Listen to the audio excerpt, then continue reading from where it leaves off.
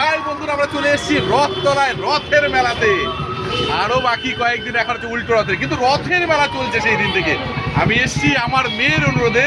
ও বলছে পাপা জিলেপি খাবো, একটু মেয়েকে দেখিয়ে দিচ্ছে হালকা করে আস্ত করে লুকোচুরি। এই যে কি খেতে চেয়েছিলে? হ্যাঁ, এই তো জিলেপি তোমার জন্য, কড়া কড়া জিলেপি। তো আমি অবশ্যই জিলিপি নিতে এসেছি। অলরেডি জিলিপিটা কোথায় গেল? এই যে গরম গরম জিলেপি আমার হাতে, আর গরম গরম মালপোয়াও হচ্ছে এদিকে। দেখাতে বলুন ক্যামেরাম্যান, এখনো আমার ক্যামেরাম্যান।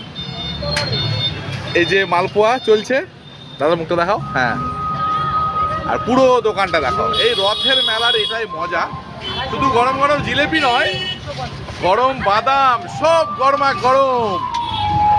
আর যদিও রথের মেলার বিখ্যাত একটা জিনিস পাঁপড় ভাজা, সেটা হয়তো পাঁপড় ভাজাটা এখন আমরা সেই দোকানে যাইনি, কিন্তু এই গরম জিলাপি মজা করে খাবে আমার মেয়ে। আর এই যে দোকান, এটা হচ্ছে রথতলা মোড়, আমার বাড়ির কাছে, আমার মিউনিসিপ্যালিটির কাছে। আমি আবার দেখাবো সম্পূর্ণ খাবারগুলো একটু মজা করে। এই যে চললো জমজমাট খাবার, জমজমাট সব একদম। কি চাই? এই গরম বাদাম, গরম গরম বাদাম ভাজা চলছে। ও কেমন লাগলো বলো? কি লোভ হচ্ছে তো? চলে এসো আমার জিলাপি খেতে। Thank you, tata.